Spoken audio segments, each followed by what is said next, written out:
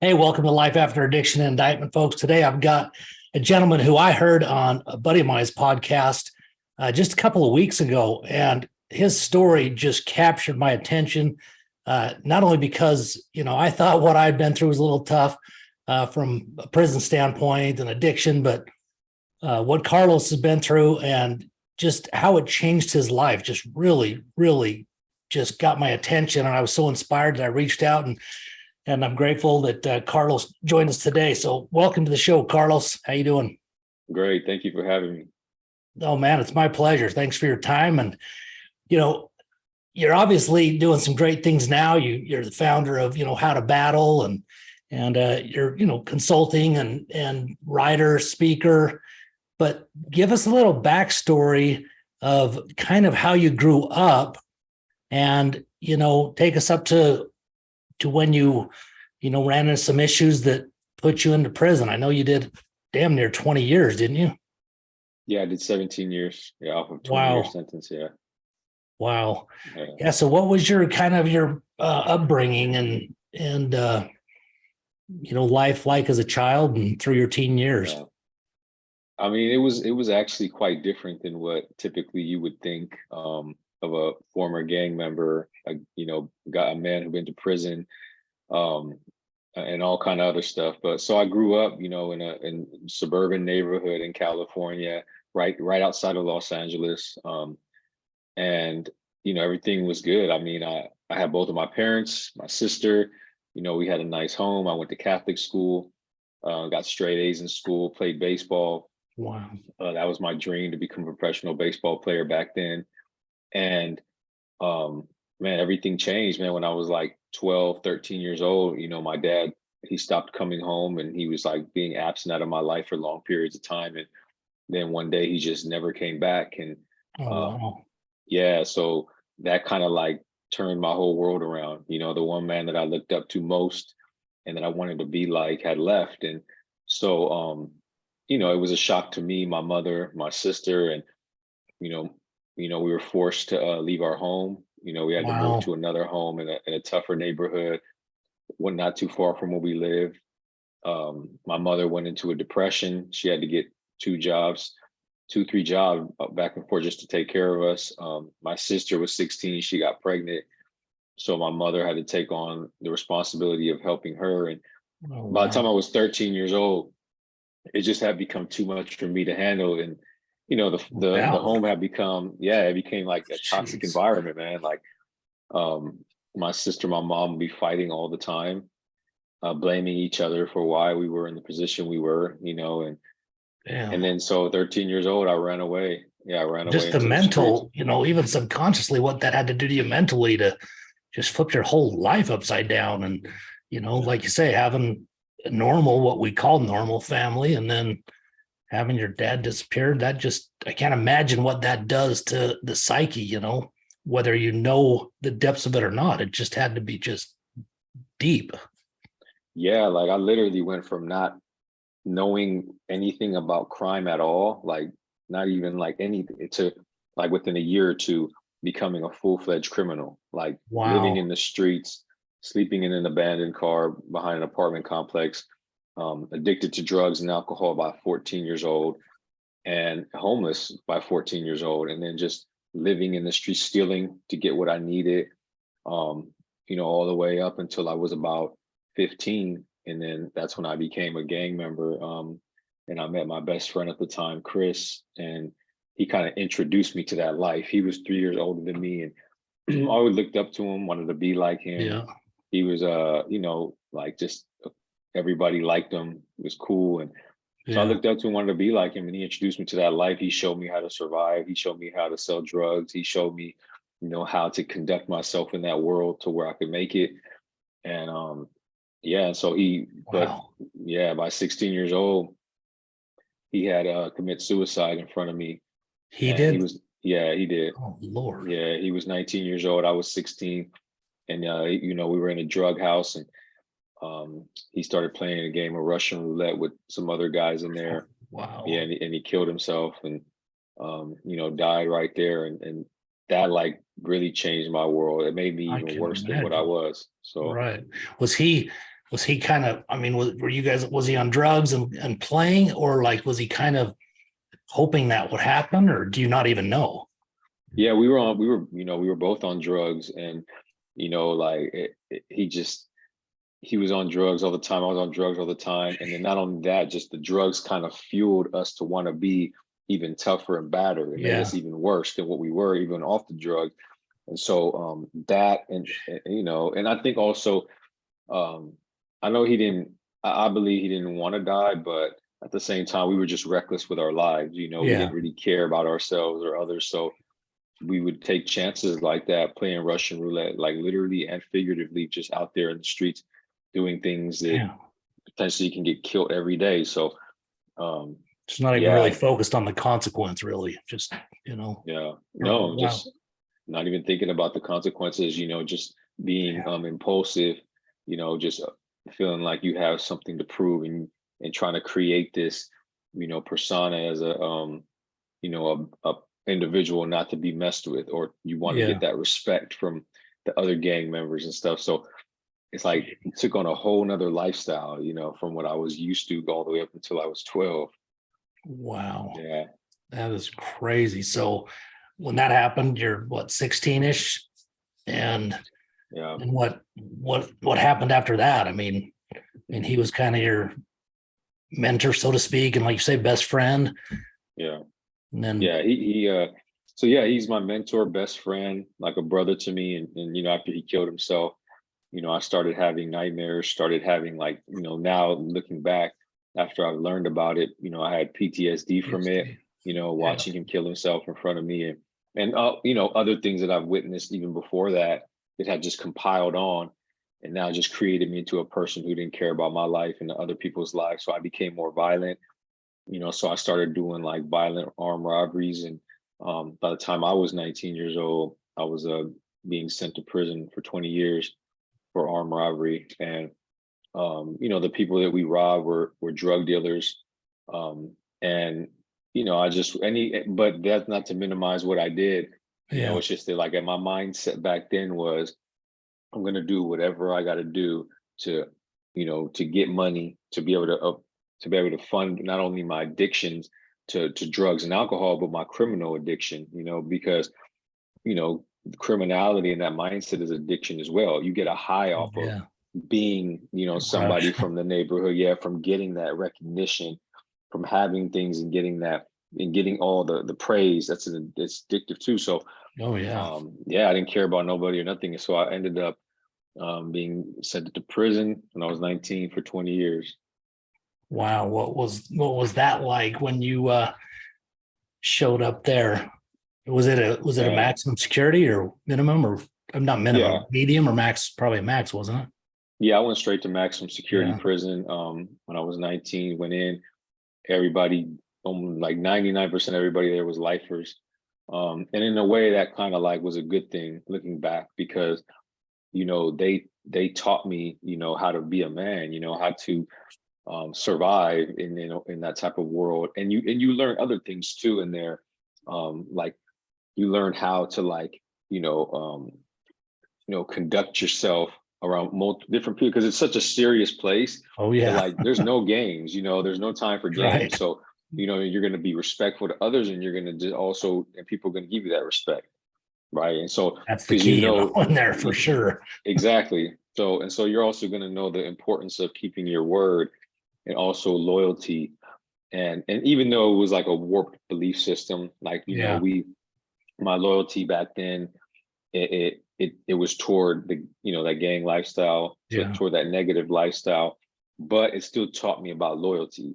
Yeah. So today, the person I am is still a loyal person, but I'm loyal to, the people that love me and care about me. I'm loyal to my own beliefs. I'm loyal to, if I make a commitment, I do it. So it really taught me how to be a man. And I never really, like I said, when I ran away, I was, 13 years old, went into the streets. And so I never was really taught how to be a man until I went to prison, and then Yeah. I just was taught by the, people who were, violent, people who were gang members, people who, like will tell you, like, this is serious. So in a way, I kind of look at that, it was a blessing in disguise to go to that maximum security, even though it was It was hard. It was really Oh, hard. yeah, Yeah.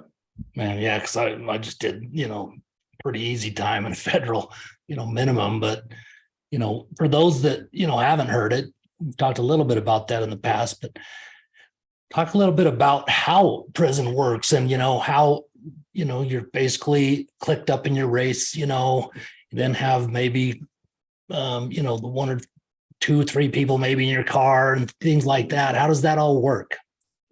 Yeah. So, in California, maximum security prison, it's really all about race. I mean, and also like what car you're from, what gang you're from.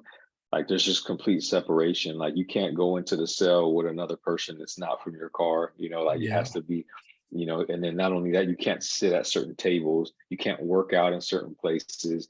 You have to be Yeah. careful about where you go. You have to be aware of everybody and everything. It's just a bunch of separation. And it's because you got to have order in there. You got to Yeah. have some type of structure to keep from things from jumping off. Because ultimately that's not Oh, what you yeah. want. Because it gets ugly when that happens. So you try to just keep things organized to where nothing like that happens. But for me, when I went in, I didn't really. I being like from the streets and the gang member, I always heard about prison, and a Uh-huh. bunch of older guys getting out used to tell me about it. But you never really know how it is till you get there. Right there. So yeah, when I got there, I mean, the first thing they taught me how to do was make a knife. First day, because that's key. It's like now Yeah. you're in a war zone. It's about survival. You got to watch your back, and then you never know when something's going to happen. So being taught the tools that I needed to be able to survive no matter what, how to make a knife, how to carry a knife, how to bypass the guards without getting caught with it, how to like stash stuff, like who's who, Yeah. what's what areas is what you're being shown, like this is the world you're in now, and this is these people's area, this is our area. And so just stick to that. Here are the rules and regulations basically to it. Yeah. And just I remember a guy told me, man, just keep your eyes and ears open and mouth shut, most of the time. and Yeah. and just the first chance you get, participate in something violent so that you can show people that you're Yeah. down. And so that's what I did. I went in with that mentality to just continue to be violent. And because I felt like that's what you're supposed to do when you first get in. That's basically what you're told to do. Like when it's time to get rid of somebody, make sure you're the one to volunteer. Isn't You that to know, show like your respect and that also that you're not going to just necessarily, be somebody's bitch, so to speak, or, yeah, show that you're, hold your ground, so to speak. I mean, is that kind of what yeah, it's about?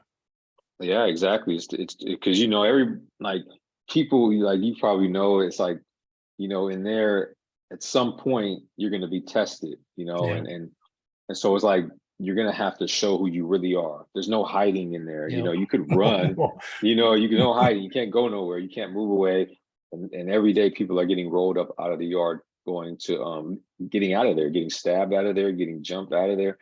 And so like you're constantly having to like walk this line of just always being aware of what you do, who you do business with, who you talk to, everything. So it's a constant heightened awareness, and for me, like going in there, having to be that way, being young, but then also still violent within me. I wanted to be violent because of all this pain that I was feeling inside. I Yeah. was a way for me to channel.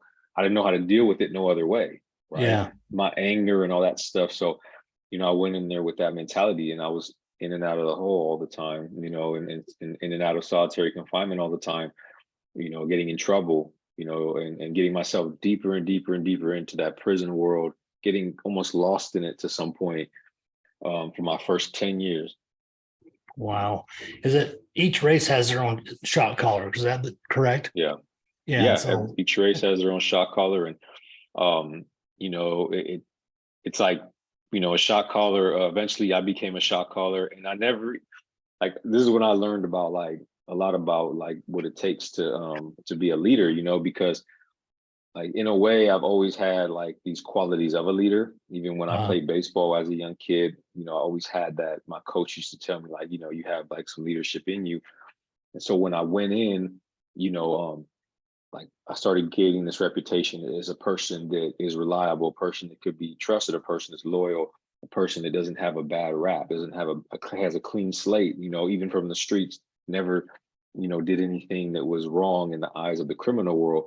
But then Right. also now I'm this young guy who's willing to do whatever I got to do, whether it's stab somebody, whether it's beat somebody up, but also do it in a very well organized way. So people see that, and throughout years, like years and years as I'm doing time and I'm earning my name in there, eventually like you take on that role, like it just comes naturally because you have to, because if nobody else is going to do it, you have to do it. And so I Yeah. became a shot caller, and and I never like aspired to be one. I never like wanted to be Right. one. I always wanted to just kind of like be out of the way and do my own thing. But it came a point in time when I felt like I was responsible. It was my responsibility to be that, because nobody else could do that job. Yeah. So yeah, I did that. And yeah, every car has their own shot caller, and that person has to speak with the shot caller of the other cards, and make sure, you know, come to agreements and negotiate and keep the peace, and address issues, and so you learn a lot how to communicate with all kind of different people from different areas and different races and different beliefs. And so for me, I learned a lot of my communication skills in there on how I'm able to deal with anybody, any and everybody, Yeah. um, and it's crazy because I look back at that and I tell myself, like, it's difficult because your people's lives are in your hands. You got to make decisions that could possibly affect somebody in a way that they can get killed out there. So Yeah. that's why I look at, like, today when I make decisions, I always look at it like, I always think back to my prison days, and I say, like, you know what, these decisions you make, the worst that could happen is you fail and you lose money or you lose opportunities, but at least you're not going to lose your life. So I'm used to Yeah. making decisions on that. So to make decisions today is not really that difficult for me, Yeah. like, because at the end of the day, I could always make more money. I could always get another opportunity. I could always meet another person, but you only got one life. Yeah. So yeah. Yeah. So there's a lot. That's what's crazy. There's so many great lessons, even though, like you say, it's, the code of the criminal, Mhm. that just goes with territory, but the lessons still are the same and still are applicable, Yeah. to the life you're living now. Um, Yeah. well, so you become the shot caller, obviously, and you learned, like you said, that communication is a huge thing. But what happened that ended up putting you in the hole for the last few years of your sentence? And let's, get into a little bit about that and kind of how that, what took place in there that really, it's hard for me to talk about because it impacted me so much to hear, Yeah. how it changed your life. Yeah. And for a while, it was hard for me to talk about. And, I had to be inspired by others' stories, like, our friend Peter and Yeah. his story. He kind of inspired me to open up about, my past, Yeah. because I saw how open he was about his and the impact that it was having on others. And so that Yeah. inspired me to be able to open up and talk about it. But That yeah, authenticity is just, it's so powerful, yeah, for and sure. that's because it just, we don't hear it enough, but the impact it has, you just don't even understand how many ripples go out there, Yeah, because yeah, there's so many people. definitely. Life's tough. Everybody's struggling to some degree, and if they're not, they will, and that's just part of it. Yeah, So yeah, anyway, so you get sent to the hole for, was it yeah. your last 3 years basically? Yeah, so I did like all the way up to about 10 years. I was about a decade in. I ended up going to solitary confinement, and I was placed in solitary confinement for 3 years. And Dang. and it was because of like just a bunch of stuff had compiled up that I did, and I got placed back there for a conspiracy charge, for because of all the stuff I was doing, like running, Yeah. drugs into the prison, being a shot caller, all these different things, that were happening, even like a federal investigation, like, and that's the whole other Wow. story. But like, yeah, so I ended up in solitary confinement, and I was back there, and everything like just like hit me after a while. It wasn't my first, year back there, but it was like after that, it started to really like hit me. And it wasn't the fact that I was in solitary confinement, because Right. solitary confinement was really like a peaceful place to a certain degree, because you're away from all that, Right from the the general chaos. population chaos. So, but while I was back there, I started to like reflect on my life and look at like all the people that I had hurt, right? Like all the way to my mother and my sister, Chris, Yeah. all these people that like you said, the ripple effect that I had created, and all the people that were hurt in the process, that guilt. And then as well as just like this feeling that, I really needed to get home, because like I felt that like, I didn't want to be in prison anymore. I felt like that I had so much more within me to give to the world than where I was at. Like I didn't care Yeah. about being a shot caller and having all this stuff in prison. That to me didn't even matter. So, I got to a point where I felt like trapped, that I would never get out. And so, I became suicidal. And, I actually wrote a letter to my mother apologizing for, what I did to her, like a suicide note. I planned it out how I was going to do it. And, I left a note in my property, because I know that they would give my property to my mother. And I was like literally a day before committing suicide, because like, I remember like, how like Chris, he killed himself, and how I was playing Russian roulette, and literally and figuratively, and how my life really didn't matter anymore. So for me to kill myself was like it wasn't that hard. It was almost like, okay, let's do it. But it was like the day before, like that I was going to do it. A chaplain came to my door, and he saw the pain in me, and he called me over to the door, and he spoke to me and gave me his time, and acted like he really cared, because he did. And I felt that, No way, and dude. Have you ever heard of yeah, the book called Ribbon? no, never heard of it. Dude, I'm gonna send it to you. I'm gonna go buy it and send Okay. it to you. It's about a Yeah. chaplain who goes to a guy on death row, dude. I read it in prison. Wow. I mean, it's Yeah. my whole body stand on right now. It's incredible. But Yeah. anyway, go ahead. That's powerful. Yeah. I'd never heard of that one, but Yeah, it's I would love to read killer. it.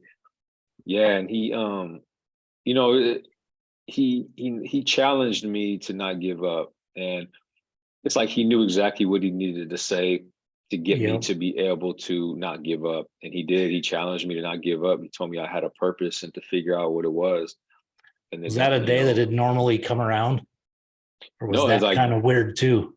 yeah, it was really weird, because back there, normally nobody comes around. The nurses and all of them might come around to give medication, or the Yep. correctional officers come by to do count.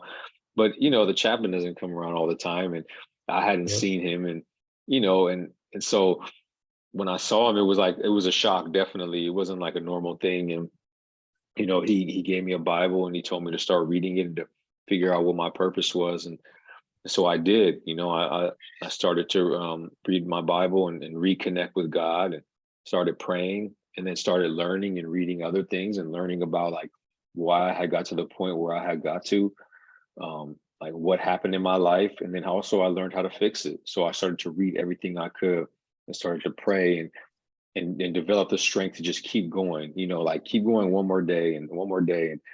And then eventually I have found like peace back there. I had found a sense of like, like that no matter what happens, I was okay, because, I was in solitary confinement, like truly free, mentally. And Yep. I had never felt that way before. And it's just because I had got to the point where I no longer allowed my situation and my circumstances to define how I respond to it. Like I took control of that. And I looked at every day was a blessing, just to be alive. Every day that I can get up and read, and write and talk to somebody and impact them in a positive way, that was a day worth living, that I could be, that I was grateful for. So my whole mindset changed, and then my last couple of years back there, I just transitioned my life, and made a commitment to myself and a promise to get out there and to stay on that right path. So That's yeah. incredible, man. And I mean, Mhm. yeah, wow. I mean, so as you continued basically to grow, from the inside out, you're Yeah. starting to work on you and your connection with God. I mean, I'm a believer big time. I'm a Christian, Yeah. and once Yeah. you make that connection, it really does change everything. Yeah. So what other, what did you have influence on others Yeah. as you were Yeah. So transitioning? yeah. So that was like a whole different, step. So it's Yep. like now it's like, okay, I've changed my life around. I know I'm confident in who I had become, and I knew I was going to just stick to it. I wasn't going to backslide. I wasn't going to get caught back up into the politics of prison, into the drugs and alcohol, into that lifestyle. So that required that I make massive changes in my life, meaning like who I associate with, you know, and who even family, like that I was in contact with. I had to learn how to like, cut those people off in order for me to be successful. So when I got out of solitary confinement, I knew that there was going to be a possibility that, there would be a problem because of that, because I was Yeah. a shot caller, and it's not that easy to just walk away in there. You can't, when you reach a certain level, you can't just walk away. And so I knew that, but I always told myself that I'm okay with whatever happens. If I got killed out here because of my change, at least I'm gonna die a man who changed his life, took control of his life, and died because he was trying to do something good now. Not get killed and die for to represent something wrong or negativity. So I was okay with that. I can't. I was at peace with dying at that point, and so I got out, and I mean, it happened. So I got stabbed 2 times, because of my change. And but this is where everything, like where I saw the power of like leading by example. And it's because after I got stabbed 2 times, I just, my friend, who was in the cell with me, sewed me up. I went back out there into the general population, and I was just continuing my mission. Like that wasn't going to stop me. And I think at that point, that's when other people who had it within them to want to change found the strength to change, because they saw that I did it, and it wasn't just like they knew me for who I was. They knew me for my Yeah. past. And they're like, these are guys who are lifers, who've been in there for It's not like way you're longer faking than it. me. You know, Yeah, they know exactly. you're not So faking it.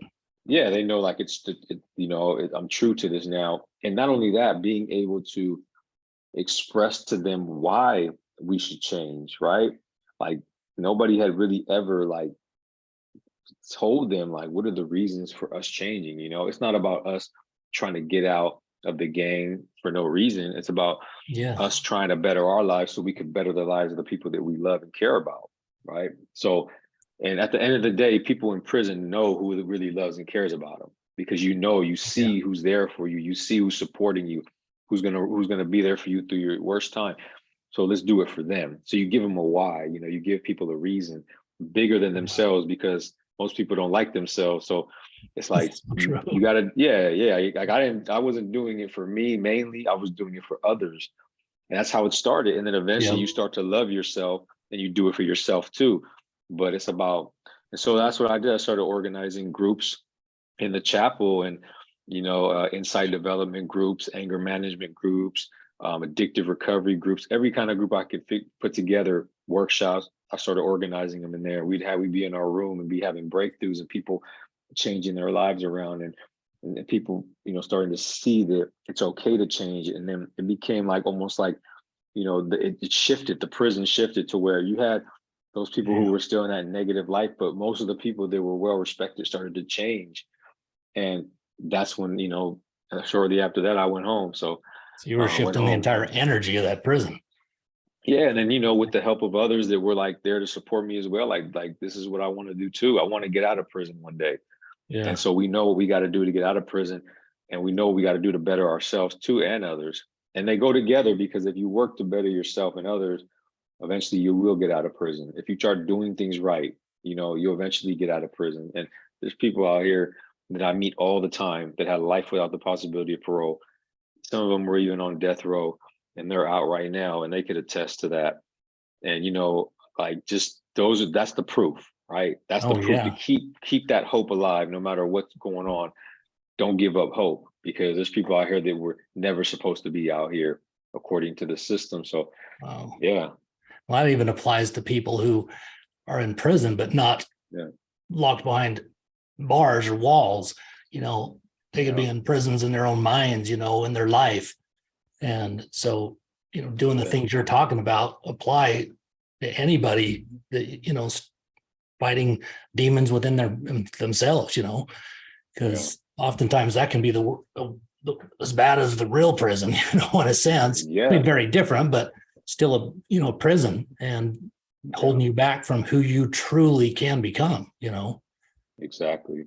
That's So, true. That's yeah, that mental prison, which is, it's like, that's even more of a that's even has more of an impact on you than the physical prison, yep, I mean, and I learned that when I was in solitary, when I felt like so mentally free but so physically confined, but the mental overcame that physical feeling. And it's the same out here. You just have to apply it, and it takes time. Like, it took me years to get to that point. yeah. Constantly working on myself, and that's why what I'm trying to do now is help others reach that point. So that's like my mission and my purpose now.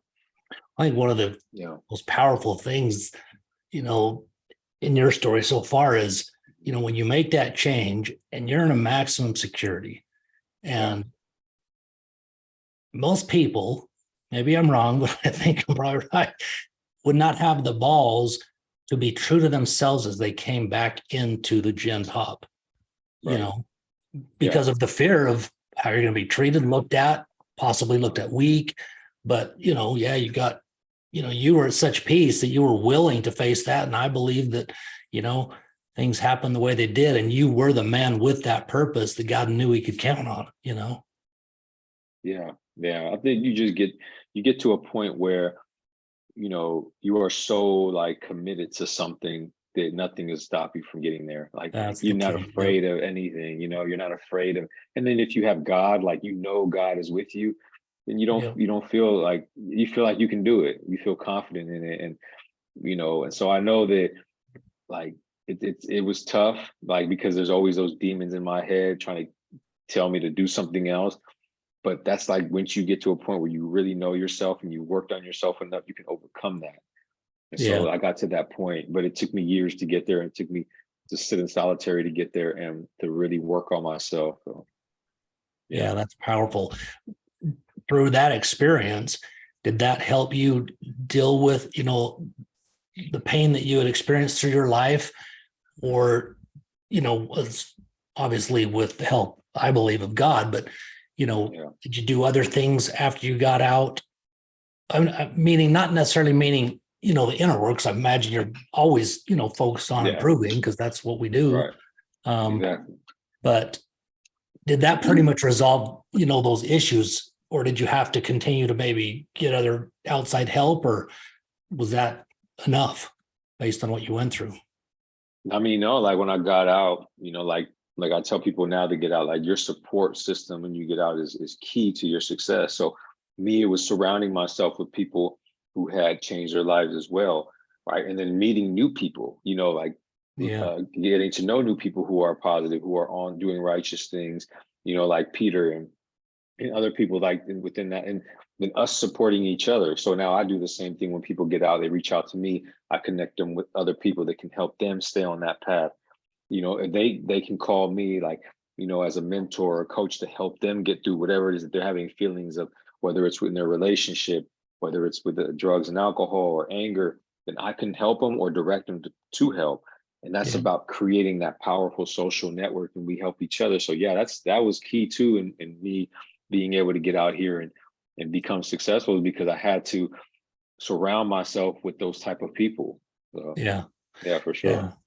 I mean, that is so important because, it is tough coming out of prison. I mean, just the Yeah, situation I dealt with was tough, but, yeah, you spend a decade plus, I mean, years even, yeah, it's, it really flips your life upside down. And like you say, if you don't have that support, and there's so many that come out with very little support, if any at all. exactly.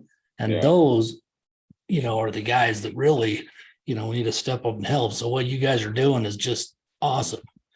Um, yeah, yeah. what kind of impact? I mean, we've talked a little bit about it, but as you kind of started to show people what you had done and started, holding your groups and things like that, I mean, you saw the kind of the atmosphere, the energy shift in the prison. Yeah. Um, I would imagine that whether it's correctional officers or leadership, warden, whatever, I mean, I would assume that they noticed something was happening. Yeah. Yeah. So like 3 months after I got out of prison, I went back into the prison that I had paroled from to teach a Wow. workshop to the guys in there that I had just left. And I got approved to go back in for a whole year by the warden himself. Um, and Wow. that's just the test of the power of God and how he works. And I promised those guys in there that I will come back. And I've been going in ever since. I just went That's in last cool. Friday. And every time I go back in there, I give them some hope, because Yep. for the men in prison, like that's all that they hold on to is hope. Like I Yeah. know how that is to just hold on to hope. And when they see us who've been there, done that, and now are out here doing these positive things and giving back and helping, that gives them that hope. Being able to come back in and help them is like they're not forgotten. They Yeah. they actually have somebody who cares enough about them to do that. And so for me, like that means more to me than anything, to be able to help them and give them hope, because that's where I started. That's where I went in, a person that was never supposed to make it out, changed my life, where God came into my life again, where I met that one person that had that impact on me, where I was able to help other people change, and now they're out. And now I go back because I feel that it does just as much for me as it does for them. Oh Every yeah. time I walk out of there again, it's like it reminds me to be grateful for everything that I have. For every situation out here that seems bad, it can never be as bad as being in there feeling hopeless. Yeah. So yeah, I go back in, and that's making other people, like the wardens and the people that are in charge, look at it as different. So when they make those decisions to Yeah. let people out, they might remember me or you or somebody else who's doing good and say, you know what, I'm not gonna hold them all into the same category. I know that there's good ones, and so this person's a Amen. good one, and let them out. Yeah. That's what's, Yeah, there are so many good people in prisons. I mean, there really yeah, are. Yeah, that's really cool. And when you're doing stuff like that, I mean, talk about fulfilling. I mean, to me, that's it. There's nothing yeah, better than making an impact like that. yeah. Did you did you have do you continue to have any contact with that chaplain? Yeah, actually I did. I Wow, actually went, yeah, I did. Chaplain that's Lopez, cool. and yeah, I went to go visit him. Chaplain Lopez, you say? Yeah, I went to go Oh, visit that's him great. when I went back in one time Dang. to the prison. Yeah, I went over there. I actually stayed at his house, and Wow. yeah, and I did. And it just like, for him, it was like he he was really humble about it, and he was just like how I'm just doing God's work. Yeah. When you're doing God's work, you don't really take recognition for that. It's God's working through you. So um yeah, and so that's what I try to do. I try to be that one person for people now. Like I know the Yeah. power of one person and what that could mean Bingo. on yeah. And so we all have that. We all have the ability to be that one person for somebody to change their whole life. Yeah.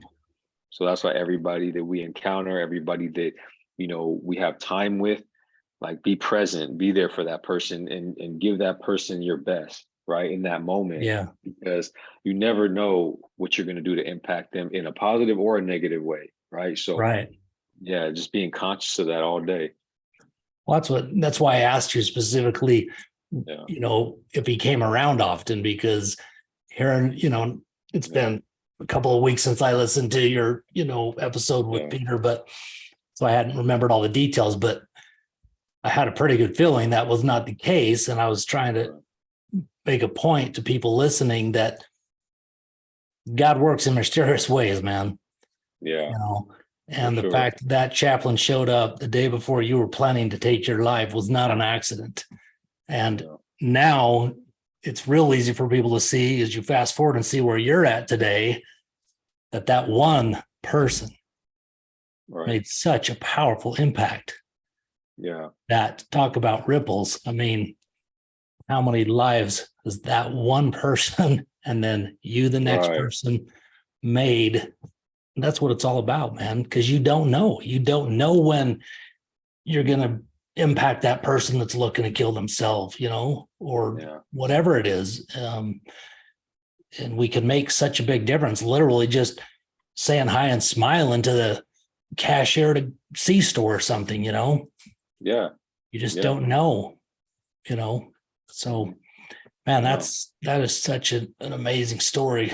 Was it, how's your mom and daughter doing? I'm not daughter, sister, sorry. Sister, yeah, no, actually, my mom is doing really well. She tells me that she's proud I of bet me, and she's that's so something, proud. Yeah. yeah. I mean, and that's Jeez. something I've been waiting to hear since I was 12 years old, Bingo. and even my dad, like me and my dad, we talk, now we're getting Are you closer, and reconnected?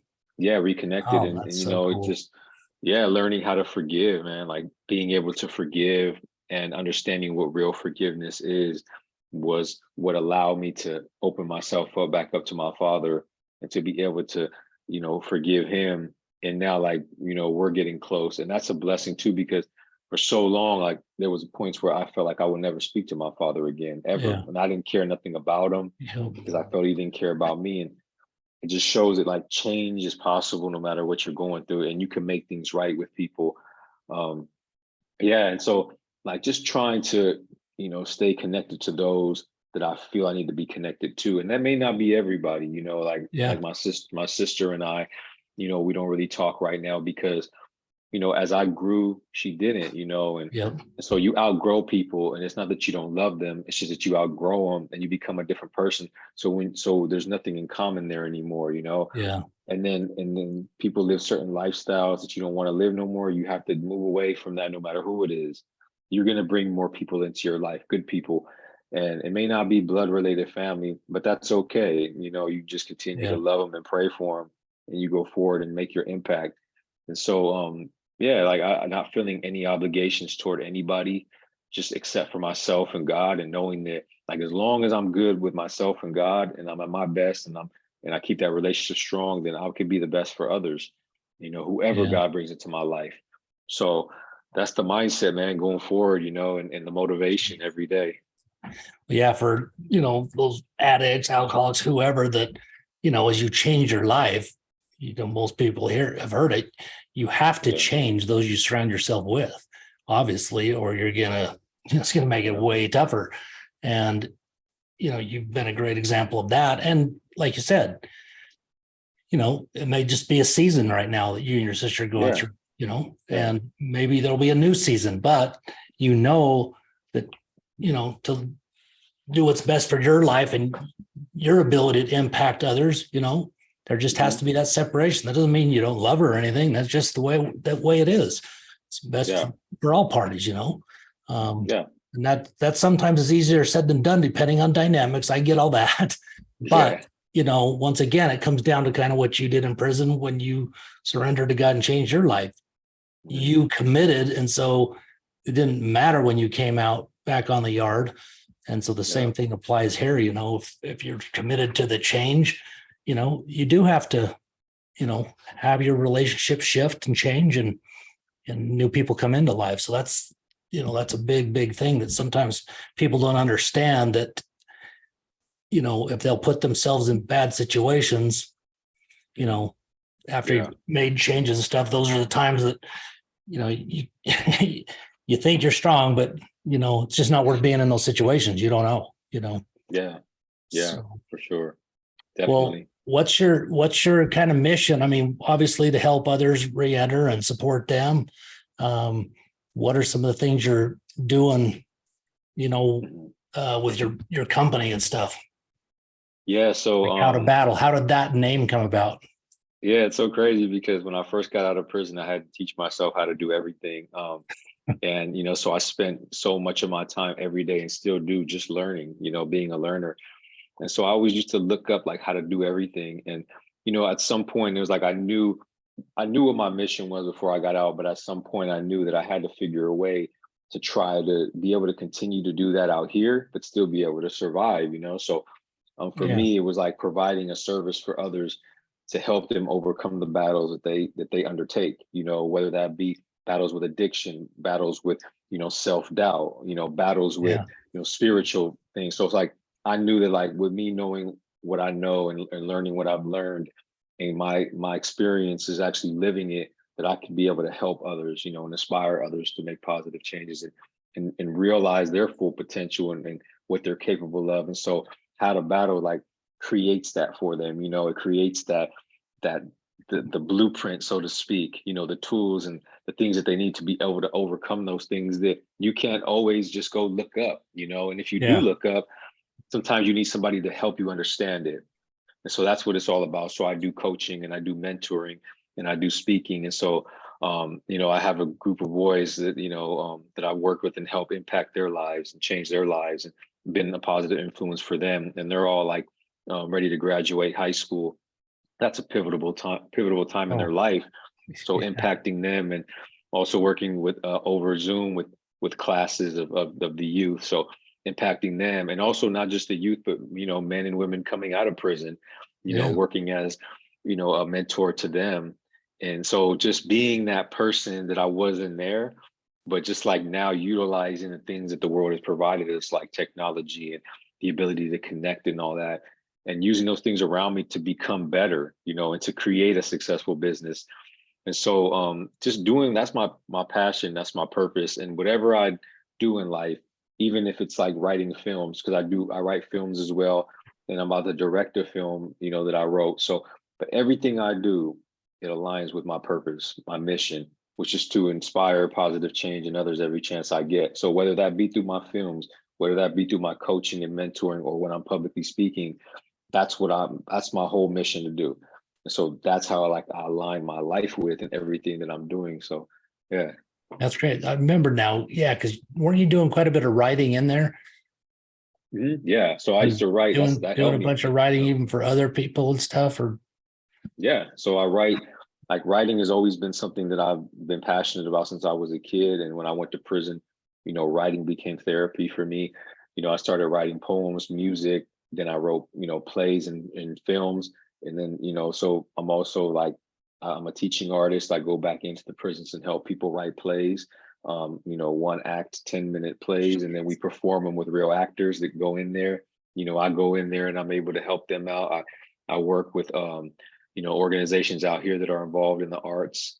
My mentor is a director, and so like for me, like my life, like the arts has always been something I'm passionate about besides helping people. And so for me, it's connecting the two worlds. And that's what I've been able to do, like is connect those two worlds of the arts and helping people. And even through my business, like incorporating things that I learned from the arts into some of the coaching and mentoring that I'm doing. So in a unique way. And so that's what I do, man. And then that's the cool. mission I'm on. Yeah. And then next goal is to start a podcast. So I'm in the midst of getting that going, because I've already been doing interviews on YouTube, Right. out and about, all kind of incredible stories. So now I'm gonna, put it into the podcast. Because every time I do a podcast, people tell me you should do a podcast. Dude, yeah, because your Yeah, story needs to go far and wide, because yeah, it's incredible yeah, what you've accomplished and who you've become right. and who you're continuing to be, work to be. That's just awesome. Yeah. You're an inspiration to me, that's for sure. So I appreciate that, Thank you. I and, appreciate it. I look forward to staying in touch. Where can people reach out and connect with you? Your social Yeah. media as well Yeah, as thank you. Thank you. I website. appreciate that. Yeah, I appreciate you having me. And Oh man, it's I'm my always, pleasure. yeah, I'm always willing to be here to speak on anything. But yeah, so you can find me. My website is www.howtobattle.com. I'm on Instagram at How to Battle, on YouTube at How to Battle, and TikTok at How to Battle. And you can find me there. I post new videos all the time. On both on all Awesome. my sites and stuff, and update everything. And yeah, you can contact me there if you want to do some coaching, whether it's one-on-one, whether it's group coaching, hybrid coaching, speaking events, anything like that. Just you can reach out to me and through there. That's great. Well, I'll put all that information in the show notes so that people don't have to remember if you're not able to write anything down. But yeah, reach Yeah, out to Carlos, man. This is a guy that's obviously inspired and be led by the man above. So, again, thanks for your time. I look forward to staying in touch with you, Carlos, and sure. watching the journey. But keep it up. And if there's anything I can ever do for you, don't hesitate to reach out. Thank you. Appreciate that. Likewise. Okay, I appreciate it. Have a great day. Yeah. All right, you too, man. Take care. Yeah.